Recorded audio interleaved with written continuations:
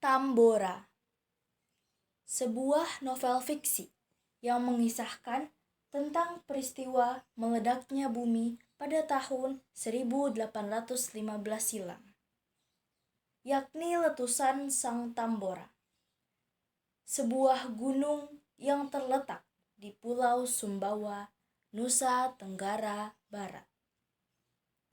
Novel yang ditulis oleh Agus Sumbogo ini serta diterbitkan oleh PT Kaurama Buana pada tahun 2015 lalu. Assalamualaikum warahmatullahi wabarakatuh. Halo teman-teman. Siapa nih yang di sini sudah tahu tentang sejarah gunung ini? Pecinta sejarah Indonesia atau pecinta gunung pasti sudah pernah dengar tentang kisah gunung ini. Ya, Tambora. Kisah yang diangkat dari kisah nyata ini yang terjadi pada tanggal 10 April 1815 ini kembali dikemas menjadi bentuk novel fiksi yang lebih menarik. Bagaimana sih perjalanan para tokohnya dalam novel ini hingga meletusnya Sang Tambora? Pada kali ini, saya Hafizah Syarifah akan membahas resensi buku novel Tambora yang memadu fakta dan mitos. Bagaimana lengkapnya? Check it out! Malam hari awal musim dingin di Rhode Island, distrik barat, ada seorang gadis bernama Leslie. Ia mempunyai ayah seorang arkeologi. Ayahnya ini juga seorang profesor di Universitas Rhode Island, tempat ia berkuliah juga. Leslie pun mengambil jurusan yang sama, yakni arkeologi. Ayahnya yang seorang peneliti banyak meneliti di luar kota, bahkan sampai di luar negeri. Hal itu selalu membuat Leslie penasaran apa yang diteliti oleh ayahnya, terutama pada museum pribadi ayahnya. Salah satu barang hasil ekspedisi yang ayahnya bawa dari hasil penggalian di Pulau Sumbawa menarik perhatian Leslie nih. Namun siapa sangka apa yang Leslie temukan dari hasil barang ekspedisi yang dibawa ayahnya itu merupakan sebuah kopiah emas bersama dengan kepala tengkorak. Kedua barang itu menyeret Leslie dan Jeff, teman satu kuliahnya, menuju Indonesia. Bagaimana ya ceritanya?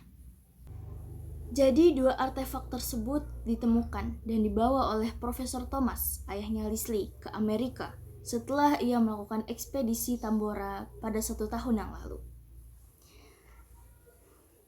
Ia melakukan ekspedisi di Pulau Sumbawa, Gunung Suci pada tahun 1815. Ia meletus.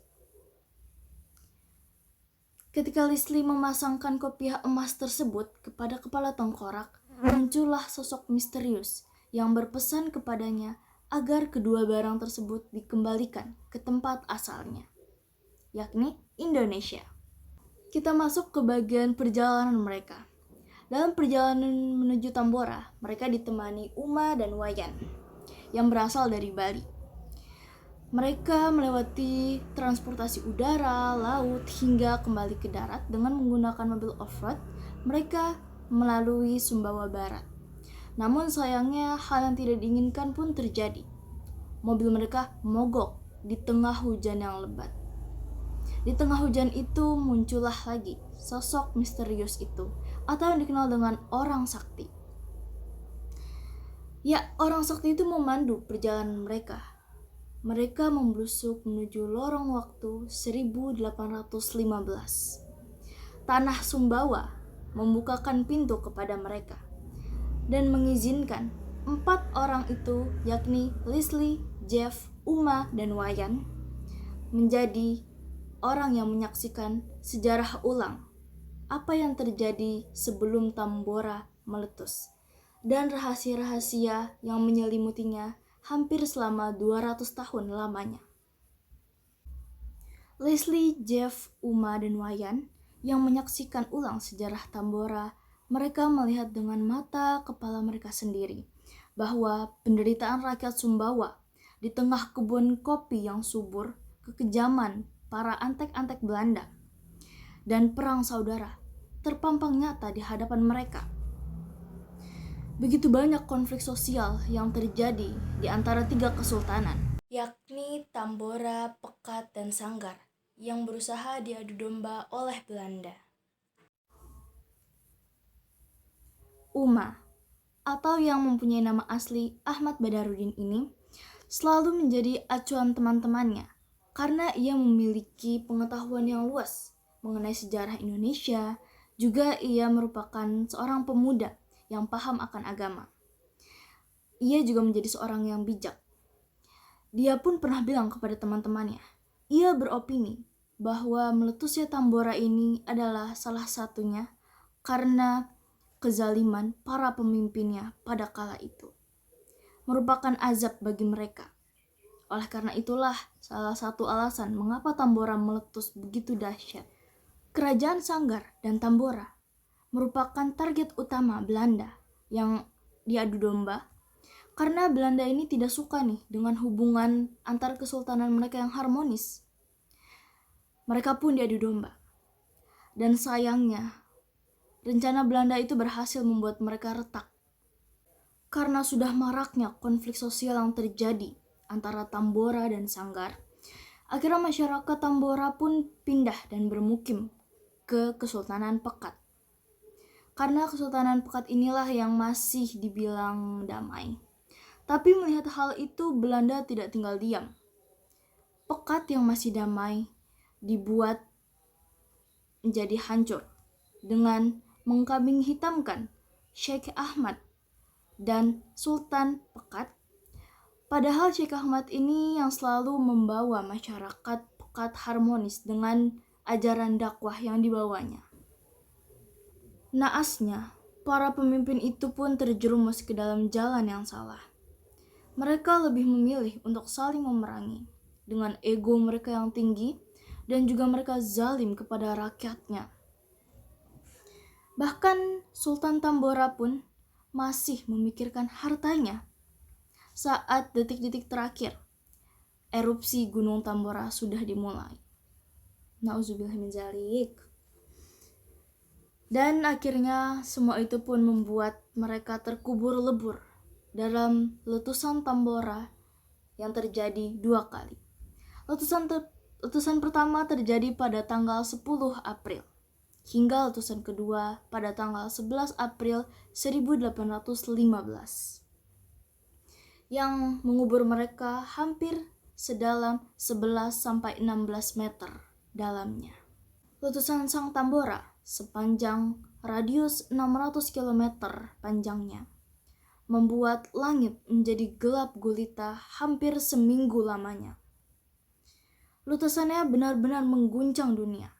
Bahkan efeknya dirasakan sampai belahan bumi bagian Eropa, teman-teman. Masya Allah. Pasti tidak terbayang ya seberapa menyeramkannya Tambora saat itu. Maha besar Allah atas segala kekuasaannya. Baiklah teman-teman, kita sudah membahas sinopsisnya terkait kisah Tambora ini. Kita akan masuk ke bagian resensi. Nah, untuk resensinya sendiri, yang pertama kelayakan. Menurut aku, kelayakannya ini dia bisa dibaca oleh semua kalangan umur, terutama yang pecinta sejarah Indonesia, apalagi pecinta gunung. Cocok banget untuk baca buku ini. Juga yang suka sejarah untuk pemula, aku rekomendasiin banget lah.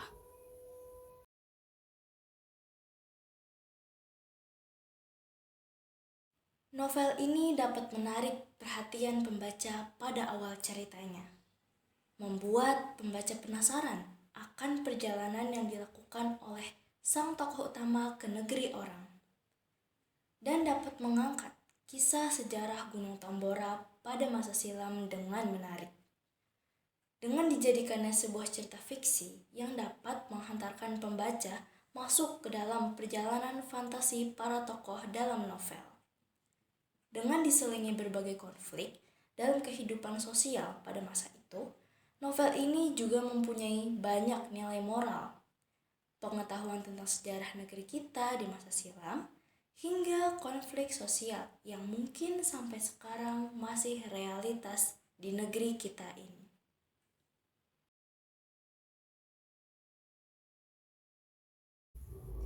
Pada awalnya, Uma ini seorang pemuda yang dikenalkan berpengetahuan luas, paham akan agama. Ia selalu menjadi orang yang dapat menyelesaikan masalah dengan bijaksana. Namun, karena di novel ini memiliki sedikit campuran genre romance antara Uma dan Leslie, di sisi lain ia paham akan agama, namun di sisi lain mungkin ia kurang menjaga jarak dengan yang bukan mahramnya. Ini mungkin menurut sudut pandang dari agama Islam. Oke deh teman-teman, selesai sudah kita meresensi buku novel Tambora pada hari ini. Menurut teman-teman gimana nih pembahasan tentang kisah Tambora ini? Menarik gak nih? Nah, karena kita sudah selesai meresensi, mungkin kita akhiri saja. Tapi sebelum berakhir, saya ada pantun nih buat teman-teman. Pulang sekolah dengan jalan kaki sampai rumah. Saya tutup presensi hari ini. Sekian dan terima kasih. Wassalamualaikum warahmatullahi wabarakatuh. Yang penting hari ini selesai.